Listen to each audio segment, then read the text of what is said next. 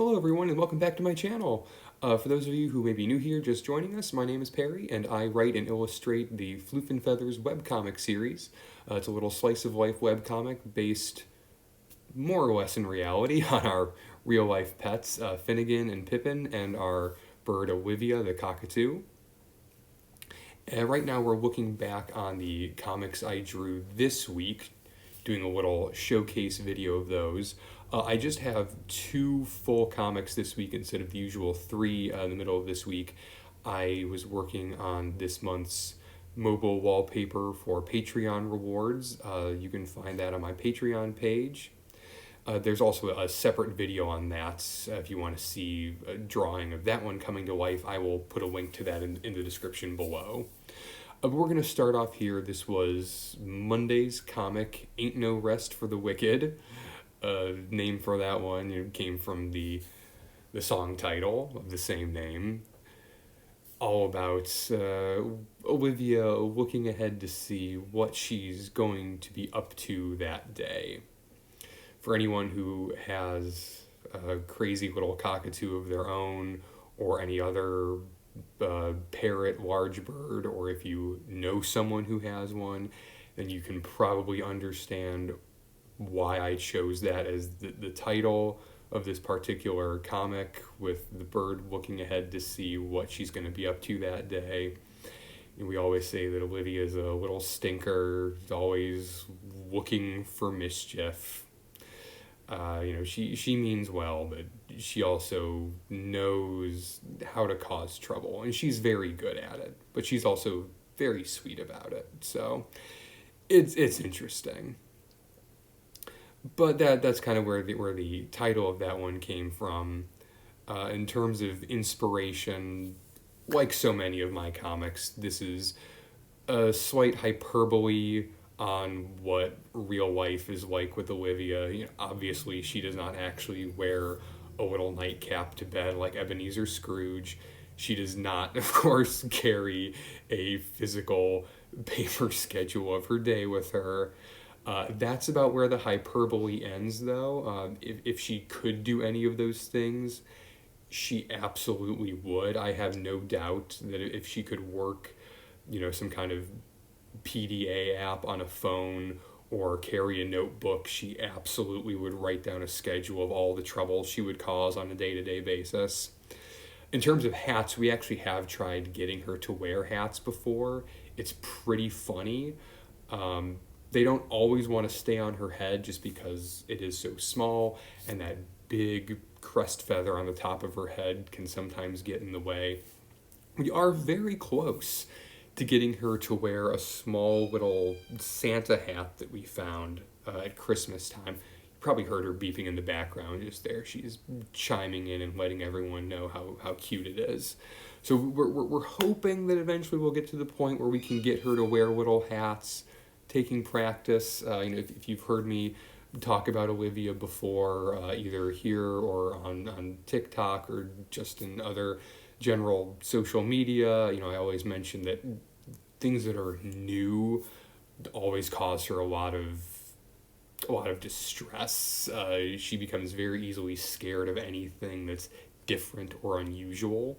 We have one of those big parrot, like jungle gym tree setups that's in our living room for her. And it took us the better part of, easily over a year to get her to actually climb on it and play on it.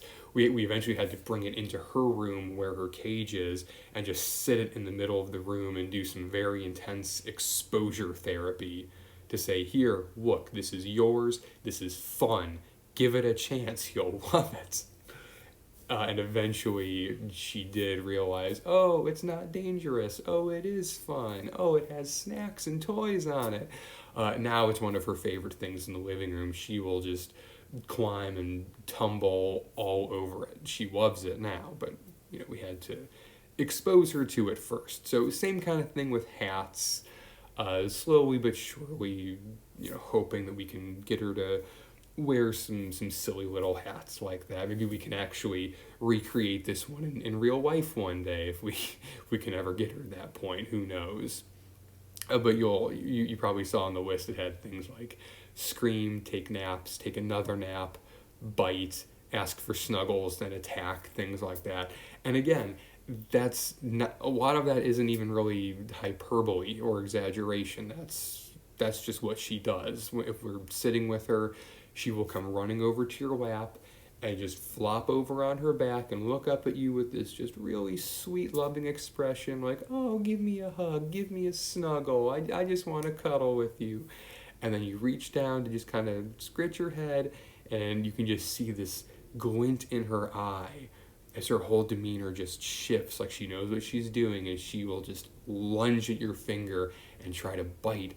And then she'll run away to the other side of the couch and just giggling maniacally because she knows what she did. She thinks it's a game, and it actually is pretty funny. I'm not gonna lie. It's one of those things where you want to be annoyed by it, but it's just so ridiculous and funny and cute that you just can't be mad. You just can't be mad about it. It's too funny. So,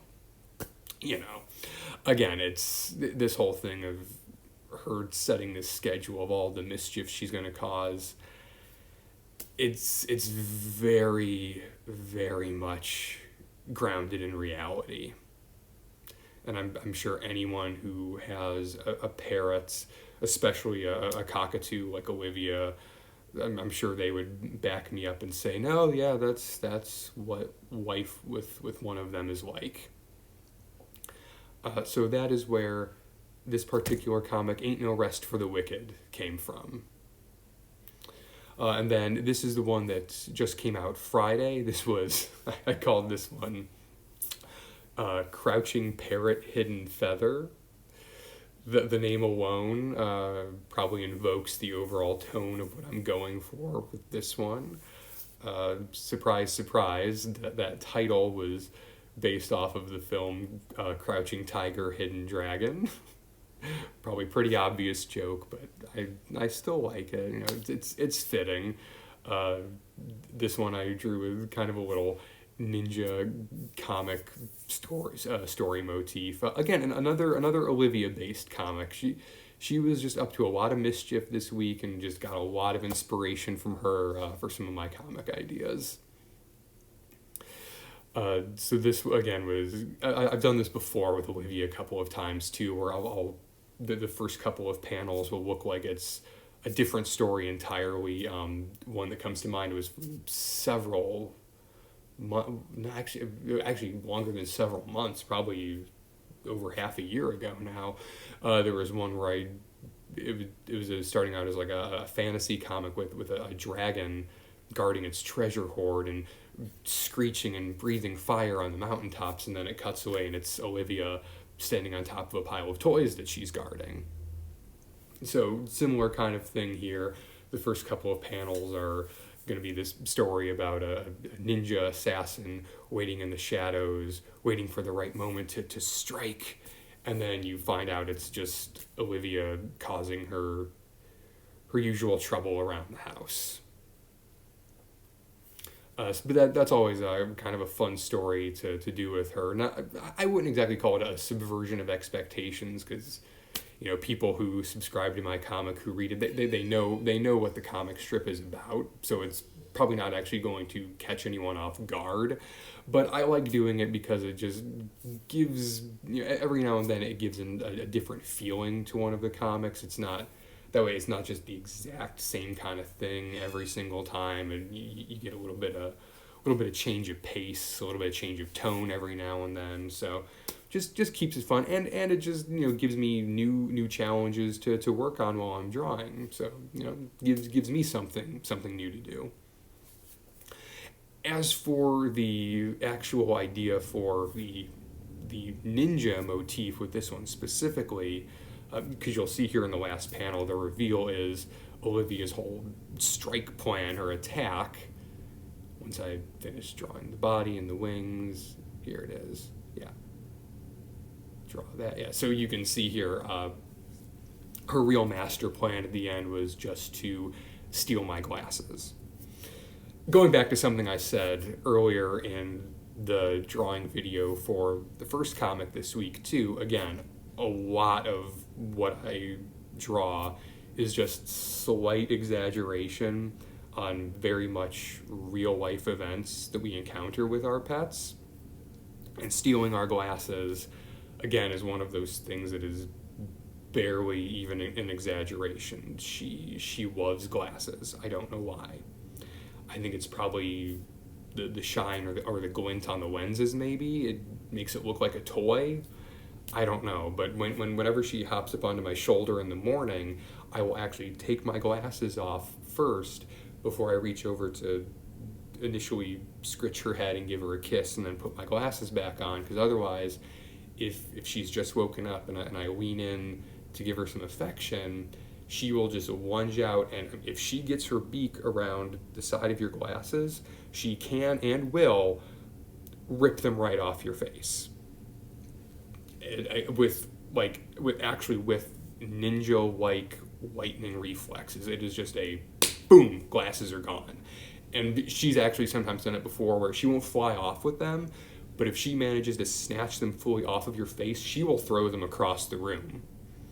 And again, it's one of those things that on the surface I'm like, frustrated, like, why would you do that? But then she just does that maniacal little evil giggle, because she knows what she did.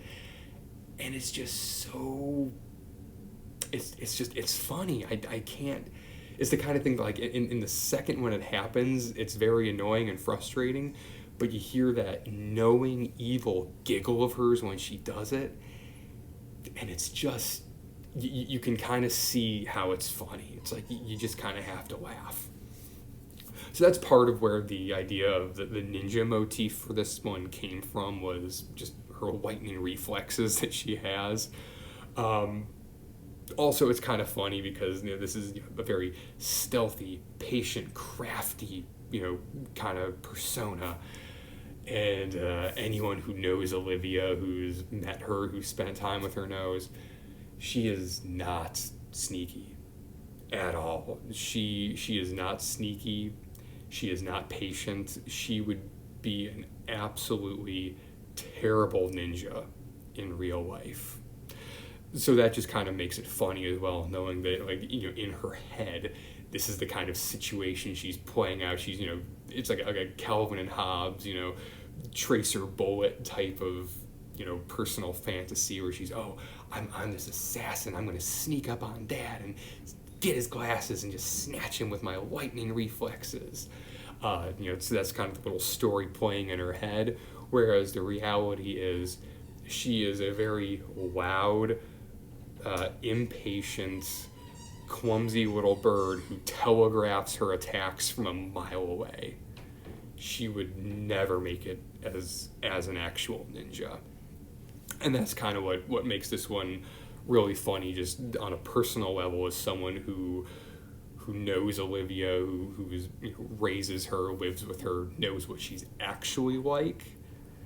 So the idea of her having this kind of ninja fantasy is just all the more entertaining, just knowing that it would never ever actually work out in real life. But we can still always let her dream. So if you liked this video and would like to help support me more in what I do, then be sure to check out my Patreon page, where you can get access to preview sketch comics, as well as lots of other bonus content like monthly mobile wallpapers, comic prints, and even participate in reader polls about what you might like to see in the future.